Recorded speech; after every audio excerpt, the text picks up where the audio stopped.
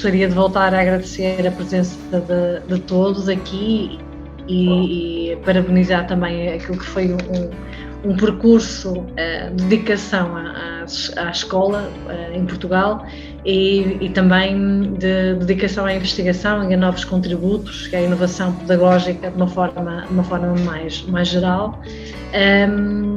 E reforçar também aqui o livro como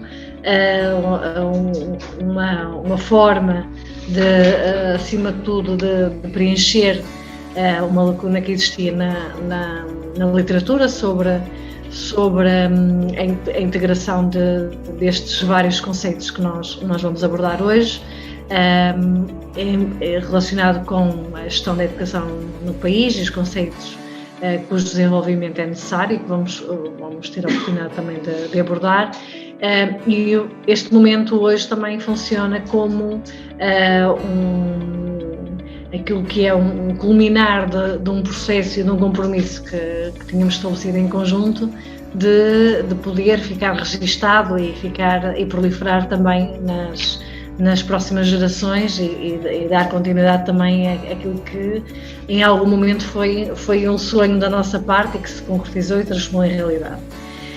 Para além disso, o objetivo deste nosso livro é contribuir para um debate educacional, contribuir para promover discussões construtivas e reflexões sobre desafios e oportunidades da gestão da educação, partilhar conhecimentos e experiências na área da gestão da educação, incluir exemplos práticos, estudos e análises baseadas em evidências em diversos agrupamentos de escola em Portugal, insights úteis e orientações para profissionais que trabalham na área da educação em Portugal e informar e sensibilizar o público em geral na educação para tomar decisão em relação a conceitos e ao desenvolvimento de competências-chave no contexto educativo.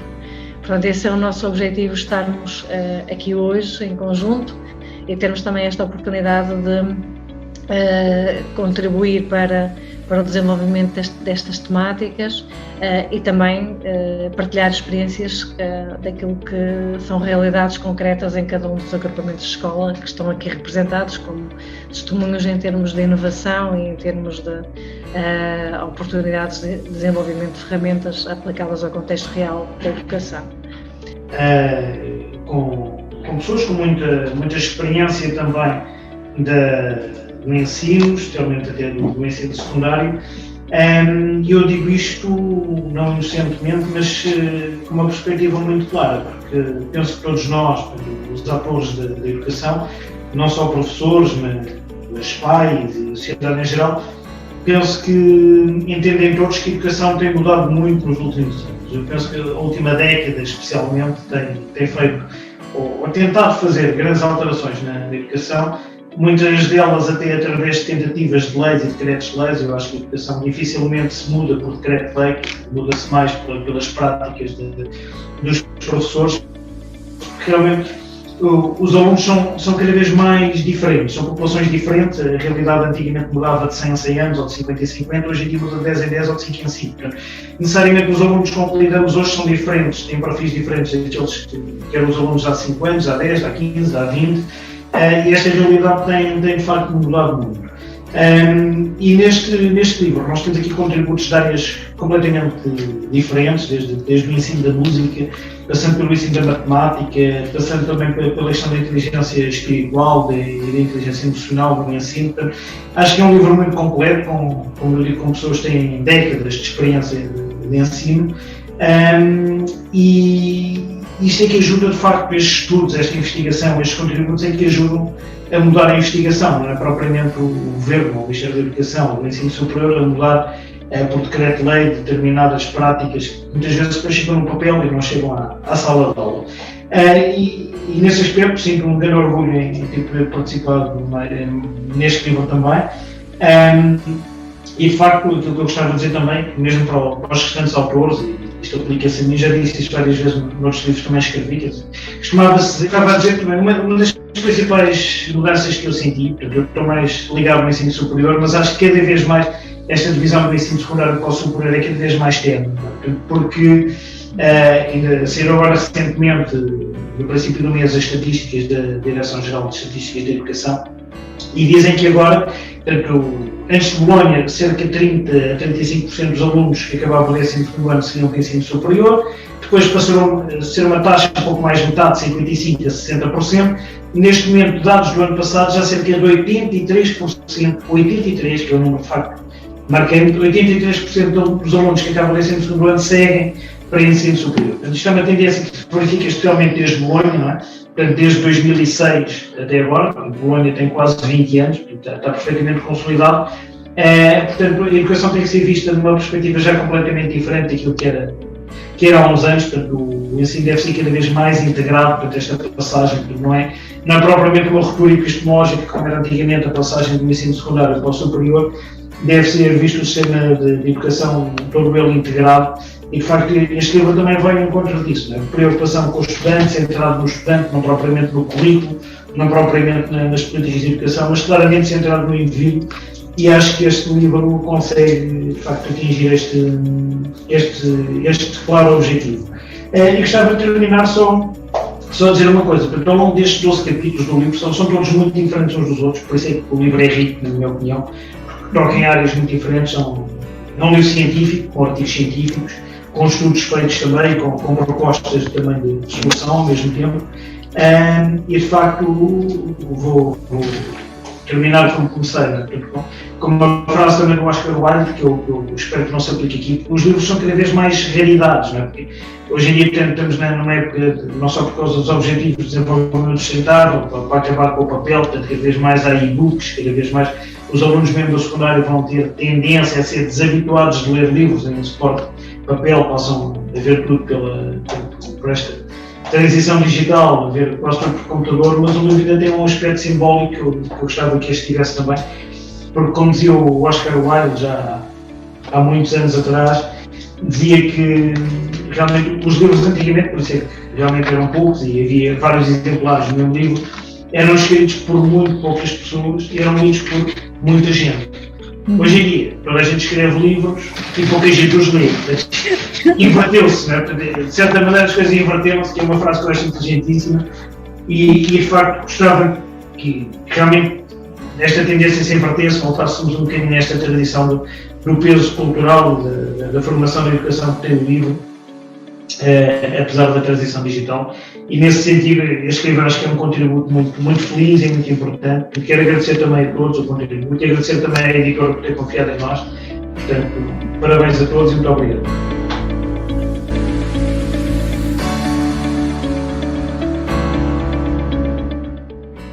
Bom, há vários fatores que impactam no desenvolvimento da inteligência espiritual. A inteligência espiritual é um conceito que aparece na investigação empírica no início do século XXI, mais ou menos, portanto começaram a haver estudos, sobretudo a partir do ano 2000. E à medida que os estudos foram aparecendo, foram surgindo também escalas, não é? Escalas para medir, como é que se vai medir uma coisa destas, que é isso da inteligência espiritual, não é? Para se fazerem as escalas tem que se ter um conceito prévio de inteligência espiritual para saber o que é que vamos medir. Portanto, as escalas são variadas, mas aquela que foi escolhida é uma escala americana que tinha sido validada 8 anos depois, portanto a escala surgiu em 2018 e foi validada em 2016, e o que pretendia essa escala, a escala original tem 83 perguntas, o que essa escala pretendia era incluir características comuns sobre a experiência religiosa de diversas religiões, judaísmo, budismo, islamismo, cristianismo, portanto, aliás, os próprios autores são provenientes de religiões diferentes, portanto, isso também acaba por ser enriquecedor. Bom, essa escala pretendia, o que é que se começou a perceber? Quando se aplicou a escala nos Estados Unidos, depois houve vários estudos já, e tem havido muitos estudos, a partir daí começou uma imensa produção, nomeadamente no ensino universitário, fez-se muita investigação no ensino universitário e começou-se a perceber que as práticas religiosas ou algum tipo de experiência religiosa que os alunos tinham acabava por ter impacto positivo na resiliência, na capacidade de vencer dificuldades, na persistência até ao fim no curso, depois na busca de emprego. Portanto, começou-se a perceber que o facto dos alunos terem certas características associadas à inteligência espiritual davam depois também digamos assim, um pano de fundo especialmente positivo na forma como as pessoas se posicionavam face à vida, face ao seu futuro, face ao planeta, face à relação com os outros e por aí fora. E com base nas leituras dessa investigação, eu comecei já há uns anos, a esta parte que eu gostava de desenvolver uma investigação também na escola, tentar perceber, afinal, o que é que pode ser interessante, que fatores é que os alunos têm desenvolvidos, que fatores não têm, e como é que nós no futuro podemos criar um projeto de intervenção nesta área. Quando chegámos ao fim e fomos ver quais eram os fatores que tinham mais impacto no desenvolvimento dessas dimensões, nomeadamente as 5 dimensões da escala, são a dimensão do coping religioso e espiritual, a dimensão do significado, a dimensão da graça, a dimensão da consciência e da missão, que são as 5 dimensões que foram medidas. Fomos apercebendo, através das respostas dos alunos, não é, da análise das respostas, que havia fatores externos à escola que tinham muito mais impacto do que a escola. A escola tinha pouco impacto, não era muito relevante o impacto da escola nas várias dimensões. Um dos fatores que apareceu logo de caras, mas que também já era esperado, é que a escolaridade da mãe tem impacto positivo neste nível de inteligência.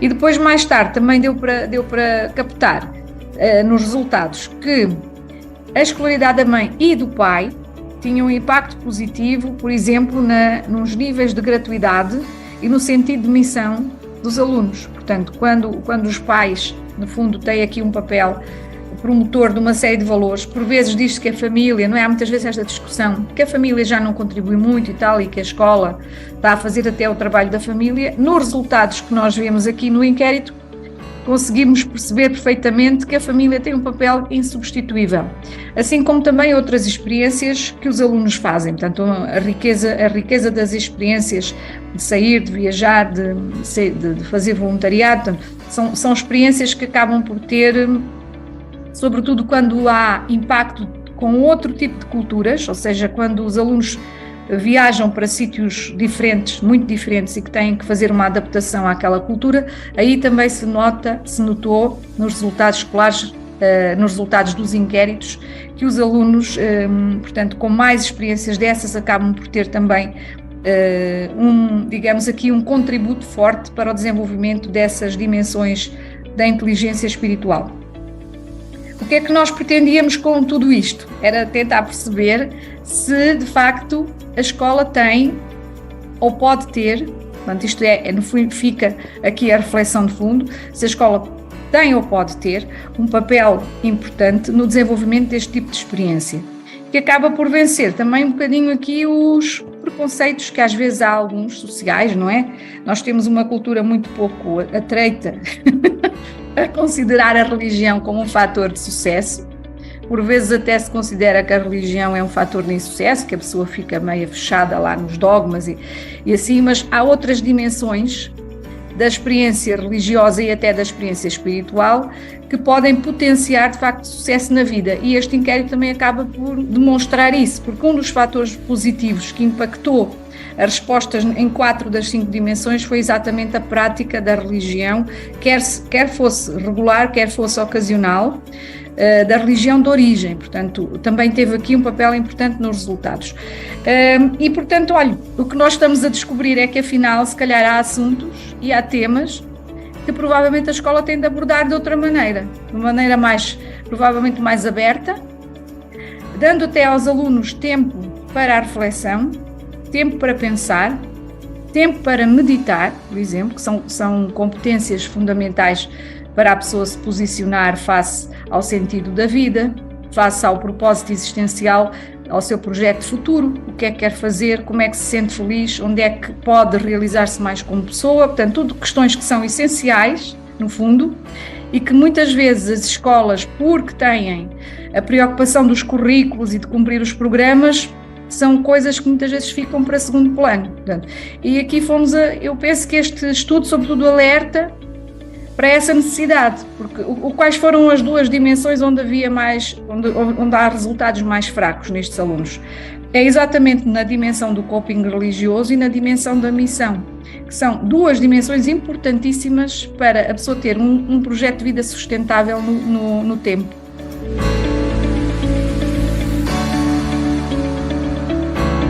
Boa tarde a todos novamente, é sempre um gosto rever novamente os nossos professores e os nossos colegas. Bom, o estudo em que no fundo me baseei tinha a ver com o plano de transição digital que se iniciou em 2020. Em 2021 os professores tiveram que fazer um check-in, entre aspas, foram convidados a fazer um check-in, um questionário que os colocava, dizia colocar em 3 níveis de proficiência digital, e com base nesses 3 níveis, o plano de transição não era só isso, mas estes eram os componentes do plano de transição, os colocava aptos a realizar uma oficina de formação. Então, o plano vai terminar, deveria ter terminado agora em julho, foi prolongado até novembro. As oficinas de formação têm que terminar todas em novembro deste ano, e eu achei que estava na altura de fazer uma espécie de balanço ou de avaliação de como é que, digamos, que o processo tinha decorrido e se havia impacto sobretudo dentro da sala de aula. Então fui buscar novamente algumas variáveis do check-in, no fundo, em 2 dimensões, ensino-aprendizagem e avaliação, mas fiz uma coisa ligeiramente diferente. Não me limitei a perguntar aos professores, perguntei também aos alunos, portanto, no fundo, para cruzarmos aqui alguns dados, não é? E os professores, eram essencialmente os professores que realizaram as oficinas de formação. O que eu penso, obviamente, quando nós damos este tipo de respostas, normalmente eu que sou professor, sabemos que nós vamos sempre pôr um bocadinho acima daquilo que realmente fazemos. Já aconteceu isso, na minha opinião, no primeiro inquérito, que foi o check-in, naquele em que foi, no fundo, o meu ponto de partida, e agora também acho que houve um bocadinho, as respostas foram um bocadinho acima. Mas depois nós temos que olhar para outras questões, como a dispersão das questões, das respostas, e o que eu acho é que não está totalmente enraizado ainda o digital. Há uma tentativa, os professores, em geral, tentam introduzir o digital na sala de aula, mas não está completamente enraizado.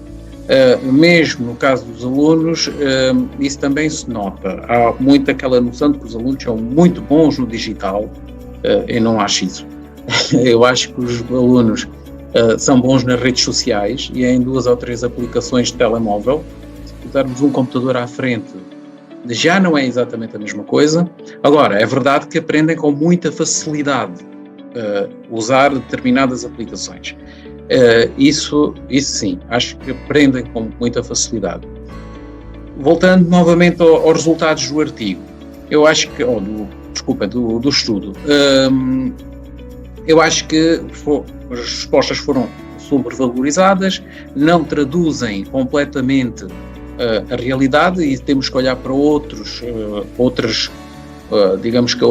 variáveis que foram também estudadas, e outros dados estatísticos, e que mostram que, apesar de haver essa tentativa, não está completamente implementado. Penso que os professores precisavam mais tempo para introduzir. Penso que seria também necessário, se calhar, mais formações, se calhar mais práticas, muito mais práticas, com exemplos concretos e muitas vezes ligados às próprias disciplinas, os próprios conteúdos das disciplinas, para se poder introduzir de uma forma mais adaptada e que procurasse também um bocadinho aulas mais inovadoras, procurando que os alunos também usassem eles próprios o digital. Penso que o caminho é este, ou seja, já foi iniciado a introdução do digital, mas penso também que ainda há muito para percorrer e acho que aí os professores, no fundo a sociedade, têm que repensar um bocadinho também, porque eu acho que o que aconteceu foi introduzir um bocadinho tudo à pressa, enviar tudo um bocadinho para cima das escolas, e as escolas ainda não tiveram tempo, na minha opinião, de fazer os seus projetos, digamos que, e dar tempo para que esses projetos se comecem a enraizar mesmo na cultura da escola. Não sei, penso que respondi à questão, não sei exatamente, mas é esta a minha visão.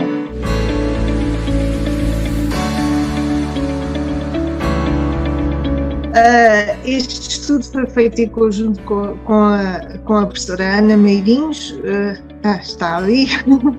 Nós somos ambas professoras de matemática e nós sentimos que nos últimos tempos têm existido diversas mudanças no currículo da matemática. Mudanças essas que nem sequer foram avaliados os impactos e já existe um novo programa a ser implementado. Neste momento já começamos com as novas aprendizagens essenciais na matemática, quando as restantes disciplinas ainda está nas aprendizagens essenciais. Nós já vamos na segunda versão.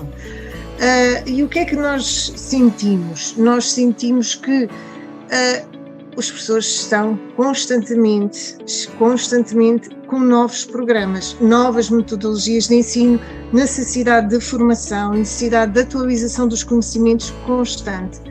E quisemos sentir a percepção, qual é a percepção que os professores têm face a estas constantes mudanças. Serão resilientes, serão autoeficazes? Como é que eles se veem? Qual é a percepção que os professores têm destas constantes mudanças no programa? Ana, posso passar para ti a palavra?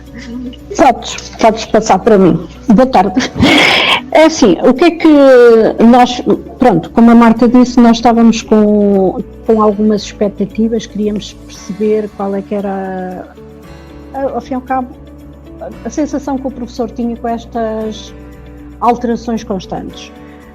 Quando nós fizemos o questionário e inquirimos 130 pessoas, fizemos um estudo depois. A razão por qual nós sentimos isto também foi um pouco porque é assim, a nossa sensação perante estas constantes alterações, eu sou professora há 32 anos e principalmente quando entraram as aprendizagens essenciais, eu senti que estamos a mudar o currículo, mas não estamos a adaptar a situação aos alunos que temos, porque os alunos foram sofrendo, não vamos dizer os alunos é que foram sofrendo, mas as tecnologias foram sofrendo alterações e o programa não acompanhou algumas dessas alterações. Temos também alguns colegas que também não sentem essa alteração da melhor maneira. É assim, aquilo que nós esperávamos com este estudo, acabamos por concluir que os professores de matemática são bastante resilientes e bastante autoeficazes. E há bocadinho, em conversa com a Marta, estava-lhe a perguntar, será que é porque nós estamos constantemente a resolver problemas, que a nossa disciplina se centra tanto na resolução de problemas, que faz com que essa situação nós tenhamos desenvolvido essa resiliência e tornar-nos tão autoeficazes? Não sei. Passo a palavra à Marta para continuar a explicar. É uma questão para estudar, Ana, não nos daqui para a frente, porque nós até achamos que é uma característica dos professores de matemática. Nós, neste estudo, inquirimos professores de norte a sul do país, incluindo as ilhas, e concluímos que a maioria dos professores era efetivamente resiliente e autoeficaz, e eles sentem-se mesmo dessa forma, porque os nossos resultados foram bastante acima do que nós estávamos à espera.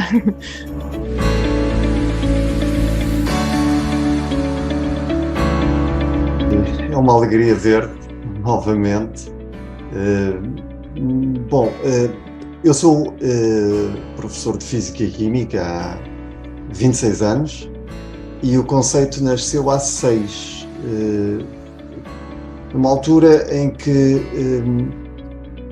eu era ainda um professor que exigia demasiado esforço dos alunos, o apelo ao esforço de aprendizagem que tinha que ver com resolução de exercícios, com empenho nas aulas, com trabalhos de casa, aquelas coisas tradicionais que nós temos há séculos, não é? A escola é isso há séculos. E depois, junto com isso também, o típico sermão, não é? Estudem, sacrifiquem-se porque o ganho vai ser grande no futuro. E tipicamente tínhamos este estado de coisas, não é? A escola funciona assim, aliás, ela funciona assim com tanta tradição que eu julgo que a maior parte das pessoas, desde logo os alunos, desde logo a começar pelos alunos, acham que não pode ser de maneira diferente.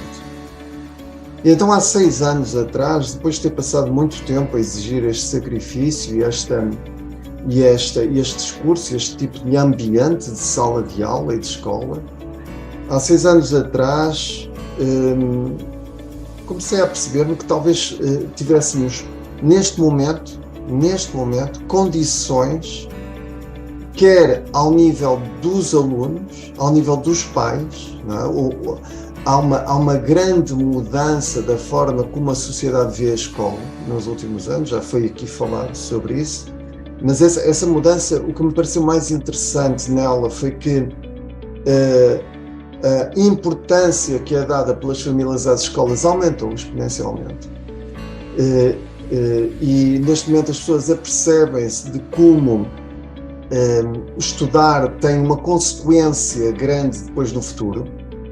Nós ainda não chegamos ao nível, por exemplo, aqui dos nossos vizinhos espanhóis, que há 6 anos consecutivos escolhem matemática como a disciplina com média mais alta para a entrada na universidade, porque se aperceberam como a tecnologia está fortemente dependente de pessoas que têm treino para lidar com desafios, não é? Pessoas que têm treino para lidar com problemas e que não desistem, não largam dos problemas. Mas eu julgo que nós vamos a caminho disso, a caminho dessa situação. Acho que os pais e os alunos estão muito mais interessados na escola como um meio para atingir um determinado objetivo. E ao mesmo tempo que aconteceu isto, ao mesmo tempo que surgiu este interesse, também teve um bocado a ver com a mudança da perspectiva em relação à escola. Antigamente a escola servia para se ir para a medicina, na melhor das hipóteses, e entretanto as coisas mudaram muito, não é? Há muitos outros cursos com médias altas, mas ao mesmo tempo que tivemos esta mudança, surgiram muitas ferramentas muito interessantes, proporcionadas pelo online, pela internet, que nos vieram ou nos colocaram numa situação em que poderíamos realmente mudar a escola. Podemos mudar a escola. É um processo necessariamente lento, mas é um processo que, julgo eu, tem que realmente acabar com esta percepção de que nós só conseguimos alguma coisa dos nossos alunos se fizermos uma espécie de chantagem, não é? Esta chantagem do sacrifício, do esforço, que tem 2 efeitos, quer dizer, se não for feito, o aluno vai ter negativa ou tirar uma nota baixa, e se for feito, vai ser recompensado daqui por 4, 5, 10 anos. Portanto, estarmos presos neste discurso, que é um discurso secular, não é? Um discurso tão antigo quase quanto a humanidade, numa altura em que tivemos esta diferença tão grande, tanto do ponto de vista dos alunos como do ponto de vista da tecnologia, é algo que para mim deixou de fazer sentido. De maneira que o que nós fizemos foi tentar aproveitar as ferramentas tecnológicas de uma forma muito simples, nada de particularmente revolucionário, a não ser o próprio discurso. Eu acho que o próprio discurso, o discurso, dizer a alguém, ou dizer em público, vamos aprender a ensinar sem esforço, é particularmente revolucionário em si. É daquelas coisas que causam uma certa aflição, porque nós, mesmo muitos professores com quem eu falo, sentem-se quase sem pé, quer dizer, porque por um lado há o risco de os alunos de repente pensarem que vai ser tudo muito fácil, não é? O facilitismo, não é? Associa-se muito isto ao facilitismo, e por outro lado há o risco de se perder poder, não é? O risco do professor perder poder dentro da sala de aula, que é algo bastante assustador, não é? Muitos professores todos nós, vivemos um bocado no pânico de não sermos respeitados, não é? Mas eu acho que é esse discurso, essa mensagem que a mim me interessou bastante. E depois dessa mensagem, de tirar o esforço, o realmente ser capaz de construir o sistema.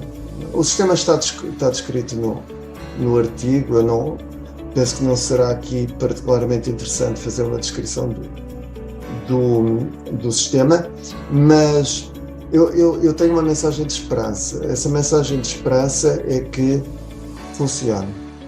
Nós mudamos tudo de uma forma muito simples, de uma forma que não exige nada de especial, a não ser ferramentas que são disponíveis e bastante intuitivas, e mudamos o discurso. Essa mudança do discurso tem um impacto incrível na sala de aula, tem um impacto incrível na forma como os alunos nos respeitam, acima de tudo na forma como eles nos ouvem, na forma como eles estão nas aulas. E associado a isso está a enorme liberdade que de repente eles sentem. De certa forma, deixaram de se sentir presos a qualquer coisa que parecia definitiva na escola e que eles não controlavam, para estarem completamente no controle da situação e tudo passar a depender deles. Então, eu acho que é essa mensagem de bastante esperança, até porque é uma mensagem que já tem, como eu digo, 6 anos de aplicação no terreno e cada vez com mais entusiasmo, cada vez com melhores resultados.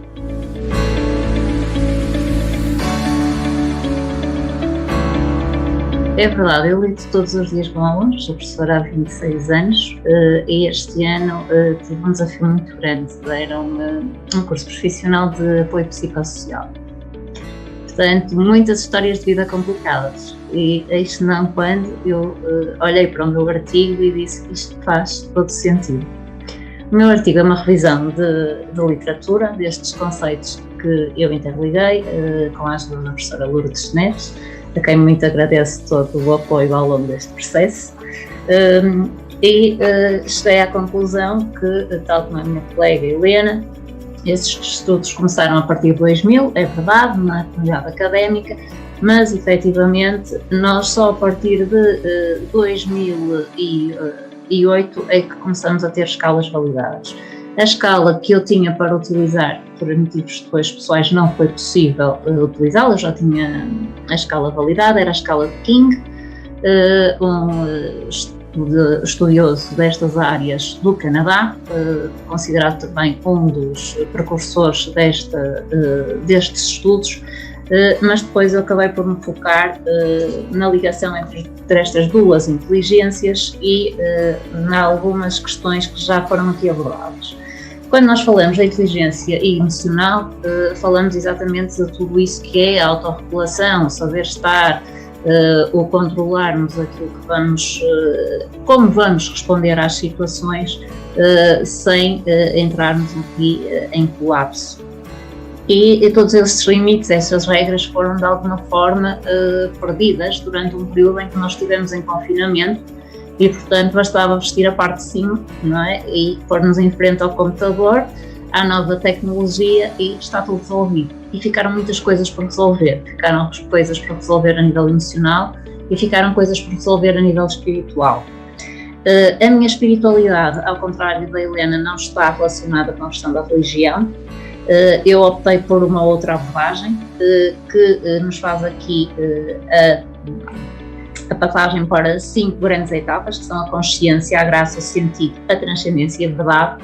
E quando nós falamos disto, nós vamos entroncar diretamente na inteligência emocional e nos resultados dos alunos. Porquê?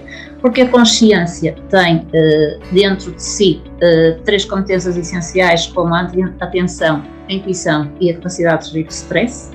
Portanto, logo aqui, mais uma ligação com a inteligência emocional, como é que nós controlamos a nossa amígdala de forma a que ela não responda logo ali no calor da coisa. Depois, na graça, nós temos a alegria, a gratidão e a liberdade, coisas que deixamos de perceber o que era porque estávamos realmente presos e desvalorizamos. E neste momento, quando temos liberdade, estamos a usá-la, se calhar, ou os nossos adolescentes estão a usá-la da forma não tão correta quanto é suposto. Mas eu também noto nas escolas que temos uma falta de alegria muito grande. Não nos dá gosto estar nas escolas, não há bem-estar nas escolas, quer nos alunos, quer nos docentes.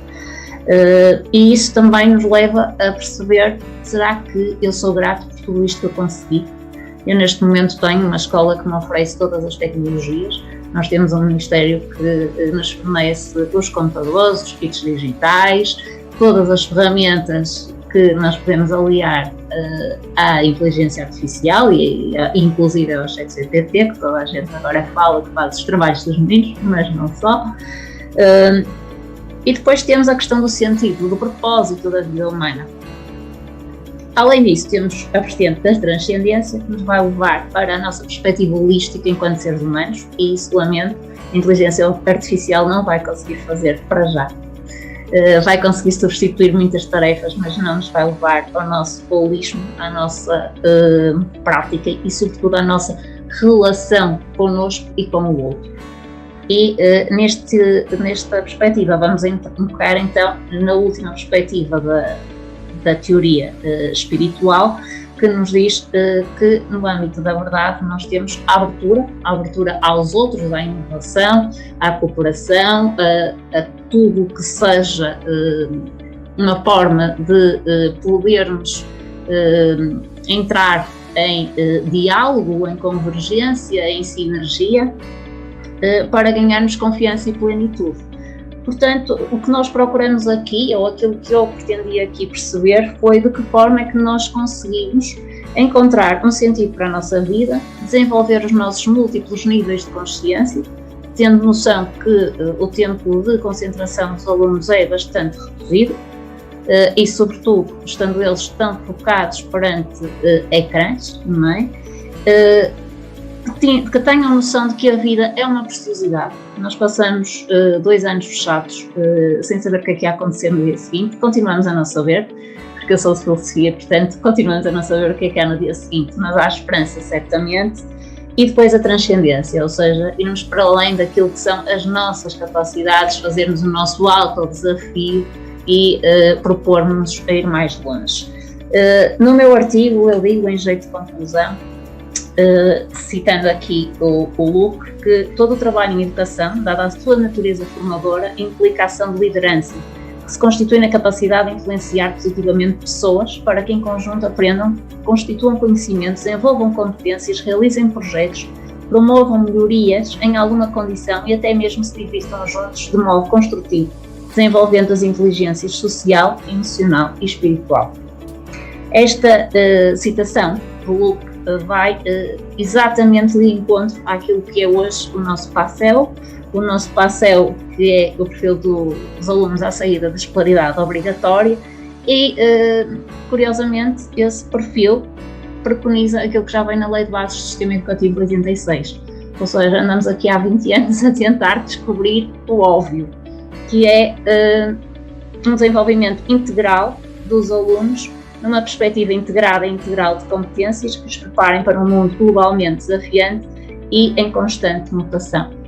Portanto, nós queremos aqui antecipar desafios, nós queremos aqui pessoas capazes de estarem motivadas e automotivadas, e ao longo deste tempo é isso que eu tenho feito nas minhas aulas. Cada vez que me aparece um desafio como este, que é passar 9 horas com uma turma por semana, quando não são 14, começamos o dia com a frase motivacional, apelamos a essas competências emocionais e de autorregulação, e hoje temos uma turma que trabalha de uma forma absolutamente autónoma, em que eu estou lá só a gerir as suas expectativas, a dar as guidelines e a ser exatamente aquilo que nós todos deveríamos ser. Os líderes de um desenvolvimento que é simultaneamente intelectual, emocional e espiritual. Isto funciona como uma tríade e, portanto, desde a escala de Standard Binet, que nós andamos à procura daquilo que é efetivamente a inteligência. E a inteligência artificial não é nada mais, nada menos que inteligência humana passada para uma máquina. Esta ambiguidade, não é? Temática. Neste momento, e aqui olhando para todos, não é? E também para a hora, de facto os capítulos foram percorridos, temos aqui alguns que não foram, porque também não temos aqui os autores, por indisponibilidades, e porque também, como dizíamos há pouco em jeito de brincadeira, é quarta-feira, e estamos na reta de final do ano letivo, e quem está aqui hoje merecia uma medalha, mas eu deixo isso a cargo da professora Lourdes e do professor Miguel, essa recompensa, não é? Mas só para, em jeito de conclusão, e depois passar também a palavra à professora Lourdes e ao professor Miguel, agradecer a todos a presença, muito obrigado a todos pelas reflexões, são pertinentes e são de facto aquelas que estão no livro, e o contributo, e nós enquanto editora, é de facto muito interessante para nós, e é motivo de orgulho e de satisfação contar com essas reflexões, e de facto nós também acreditamos que elas podem mudar, como dizia há pouco o professor David, podem mudar de facto as práticas e a forma como nós encaramos esta partilha de conhecimentos, que já não é só o saber, mas é também o saber ser, o saber fazer, o desenvolver competências, como há pouco falava-se do pensamento crítico, o pensamento apenas, a criatividade, a cooperação, e completando o que a professora Maria estava a dizer, e citando aqui Damásio, de facto somos seres emocionais, não é? Justificamos as nossas opções com argumentos racionais, não é? E isto tem sido a nossa vida, não é? Por isso é que eu tenho o hábito de dizer aos nossos alunos, sejam sempre excelentes pessoas, antes de serem bons profissionais, não é? Porque isso, de facto, é uma roda fundamental, não é? Além de estar muito feliz de ver a maior parte dos colegas, e isso é muito bom, e os professores também, eu queria dizer o seguinte, exatamente que esta publicação tem o valor de dar a voz aos professores. Poucas vezes se dá voz aos professores. Há muitos debates na televisão, muita gente a falar sobre ensino, mas normalmente não são os professores que falam sobre isso, são os especialistas nisto ou naquilo, são convidados para aqui, para acolá, mas pessoas que provavelmente nunca estiveram, digamos assim, de frente para o touro, não é? Nunca estiveram no terreno, efetivamente, com coisas para fazer que tenham valor e sentido e que possam depois também dar sentido e ajudar a dar sentido à vida dos alunos. E, portanto, o projeto que foi levado por diante pelo ISG de proporcionar a pessoas de diferentes partes do país uma pós-graduação que resulta depois num livro com trabalhos de investigação realizados por professores no terreno, no seu terreno de trabalho, acho que é realmente inovador, é muito importante, acho que é um exemplo para o futuro de outras propostas que venham, e só tenho que elogiar o ISG por essa iniciativa, a professora Lourdes e o professor Miguel aqui que estão a representar o Instituto, acho que estão de parabéns.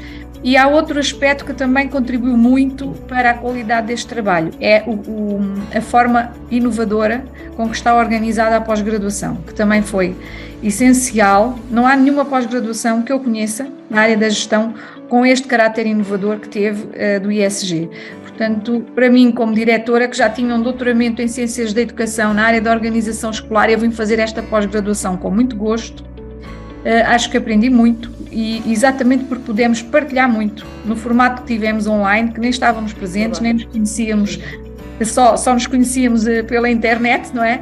Mas nem por isso deixámos de poder partilhar e de poder realmente dar o nosso melhor, conhecermos a todos, e ficou um carinho muito grande que eu deixo aqui também com alguma saudade dos colegas que é de facto muito bom este crescimento humano comum, que deu origem a este trabalho que também é fora de série. Gostaria de dizer, em termos de parte final, que este grupo de formandos, nós somos uns privilegiados.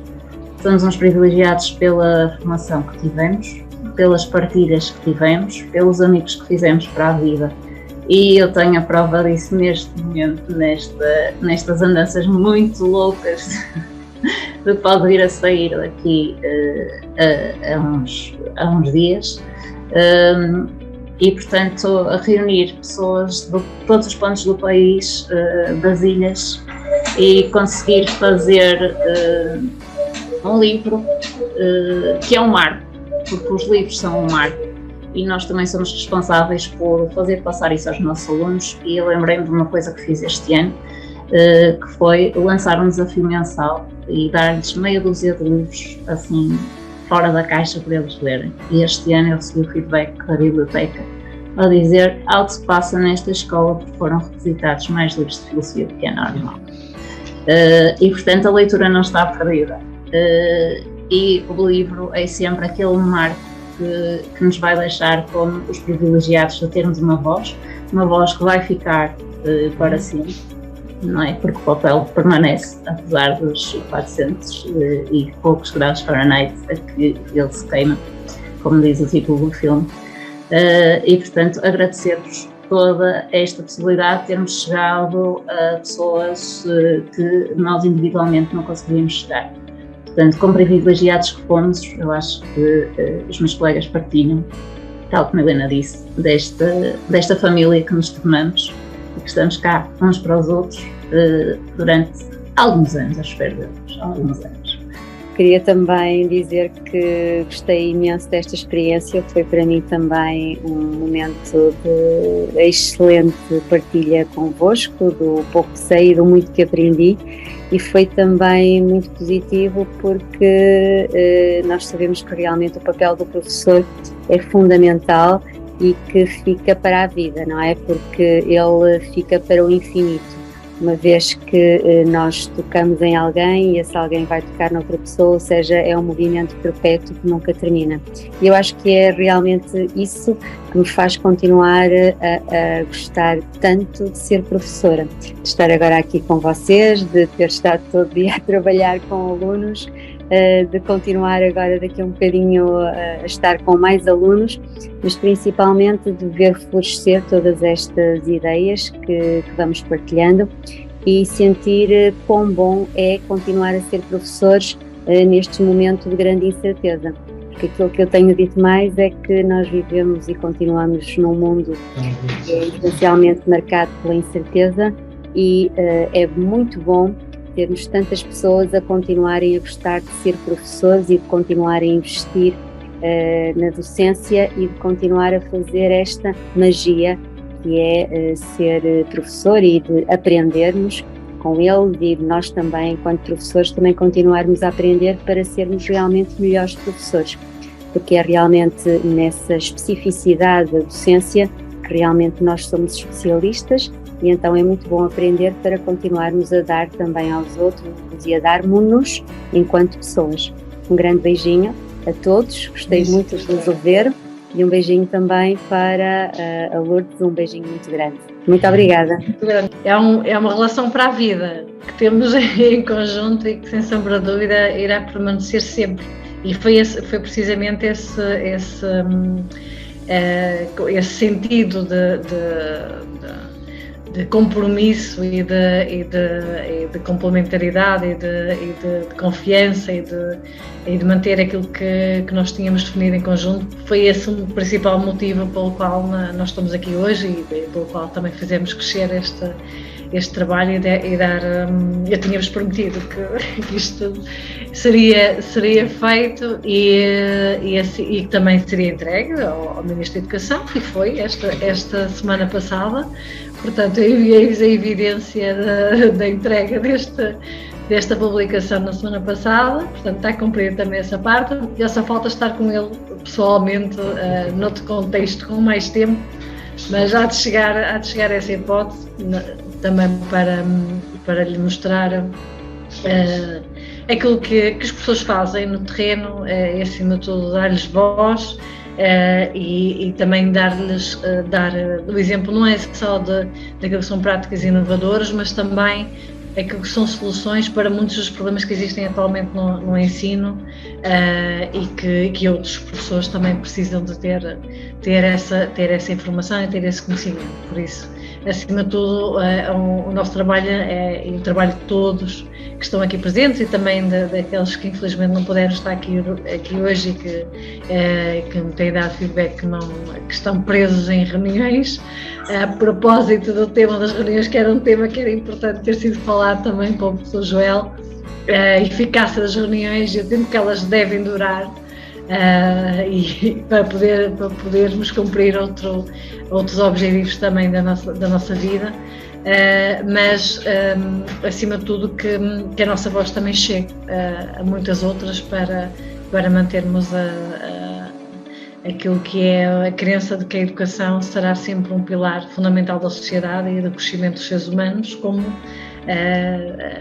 pessoas antes mesmo de serem profissionais. Portanto, é esse o nosso contributo e este meu agradecimento a todos também hoje e também à editora Psicosoma, aqui personificada pelo Juliano. O Juliano também tem acompanhado vários projetos dentro desta área e aquilo que ainda irá ser feito para a frente em relação a isto. Portanto, é um compromisso que é para dar continuidade, sem dúvida. Muito obrigada a todos novamente e obrigada e acima de tudo aquilo que será uma relação para a vida e eu quero agradecer-vos também nesse sentido hoje. Não, é só, então, para nos despedir de todos também, a dizer que foi um prazer, não só fazer a organização deste livro, que é o culminar de facto do esforço de todos que para ele contribuíram, portanto fica este marco para sempre, e que foi um prazer, quer dizer, este debate, isto foi uma pós-graduação sempre muito participada, muito interventiva, com trocas até de experiências que enriqueceu, porque nós aqui aprendemos também uns com a experiência dos outros, não é só aquela transmissão de exposição de matéria, portanto aprendemos todos uns com os outros e acho que isto foi um grande sucesso e a minha maneira de realmente celebrar este sucesso foi exatamente com esta publicação, portanto acho que são todos de parabéns e foi um gosto enorme também ter-vos aqui no ISG durante este tempo e como diz a professora Lourdes Neves, é uma ligação que fica para a vida, não é? Muito obrigado a todos pelo contributo.